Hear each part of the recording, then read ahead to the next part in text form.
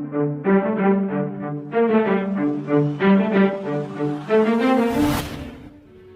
ರಕ್ತ ಏಕೆ ಕೆಂಪು ಬಣ್ಣದಲ್ಲಿದೆ?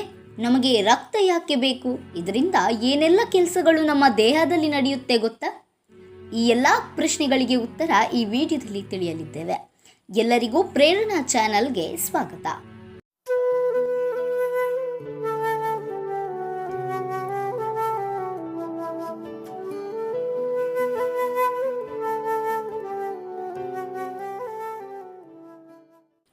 ರಕ್ತವು ನಮ್ಮ ದೇಹದೊಳಗೆ ಇದೆ. ಆದರೆ ನಾವು ರಕ್ತಸ್ರಾವವಾಗುವಾಗ ನಾವು ಅದನ್ನು ಹೊರಗೆ ನೋಡ್ತೇವೆ.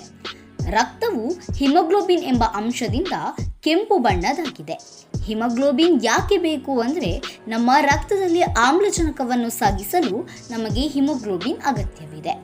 ಪ್ರತಿಯೊಬ್ಬರಿಗೂ ಬದುಕಲು ಆಮ್ಲಜನಕದ ಅಗತ್ಯವಿದೆ. ನಮ್ಮ ದೇಹದ ಲಕ್ಷಾಂತರ ಸಣ್ಣ ಜೀವಕೋಶಗಳಿಂದ ಮಾಡಲ್ಪಟ್ಟಿದೆ ಮತ್ತು ಅದರಲ್ಲಿರುವ ಎಲ್ಲ ಜೀವಕೋಶಗಳಿಗೆ ನಾವು ಉಸಿರಾಡುವ ಗಾಳಿಯಿಂದ ಆಮ್ಲಜನಕ ಮತ್ತು ನಾವು ತಿನ್ನುವ ಆಹಾರದಿಂದ ಪೋಷಕಾಂಶಗಳ ಅಗತ್ಯವಿರುತ್ತದೆ.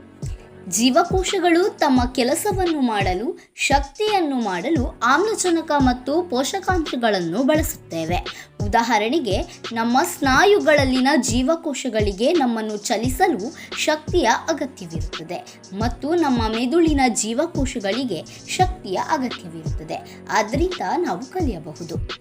ಪ್ರತಿ ಬಾರಿ ನೀವು ಉಸಿರಾಡುವಾಗ ನಿಮ್ಮ ಶ್ವಾಸಕೋಶಕ್ಕೆ ಆಮ್ಲಜನಕವನ್ನು ಉಸಿರಾಡುತ್ತೀರಿ. ಈ ಆಮ್ಲಜನಕವನ್ನು ತೆಗೆದುಕೊಳ್ಳಲು ನಮ್ಮ ಹೃದಯವು ರಕ್ತವನ್ನು ಶ್ವಾಸಕೋಶಕ್ಕೆ ಪಂಪ್ ಮಾಡುತ್ತದೆ. ಹೃದಯವು ಈ ಆಮ್ಲಜನಕದೊಂದಿಗೆ ನಮ್ಮ ದೇಹದ ಎಲ್ಲ ಜೀವಕೋಶಗಳಿಗೆ ರಕ್ತವನ್ನು ಪಂಪ್ ಮಾಡುತ್ತದೆ. ರಕ್ತದಲ್ಲಿ ಹಿಮೋಗ್ಲೋಬಿನ್ ಕೆಲಸ ಏನು ಗೊತ್ತಾ? ಆಮ್ಲಜನಕವು ರಕ್ತದಲ್ಲಿ ನಮ್ಮ ಜೀವಕೋಶಗಳಿಗೆ ರಕ್ತನಾಳಗಳಲ್ಲಿ ಚಲಿಸುತ್ತದೆ. ಆದರೆ ಆಮ್ಲಜನಕವು ರಕ್ತದಲ್ಲಿ ಚೆನ್ನಾಗಿ ಕರಗುವುದಿಲ್ಲ.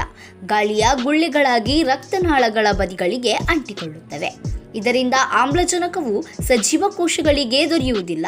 ಇದನ್ನು ತಪ್ಪಿಸಲು ಹಿಮೋಗ್ಲೋಬಿನ್ ನಮ್ಮ ರಕ್ತದಲ್ಲಿ ಆಮ್ಲಜನಕವನ್ನು ಒಯ್ಯುತ್ತದೆ. ಅಂದರೆ ಗುಳ್ಳೆಗಳು ಆಗದ ಹಾಗೆ ಆಮ್ಲಜನಕವನ್ನು ಎಲ್ಲ ಜೀವಕೋಶಗಳಿಗೆ ನೀಡುತ್ತದೆ.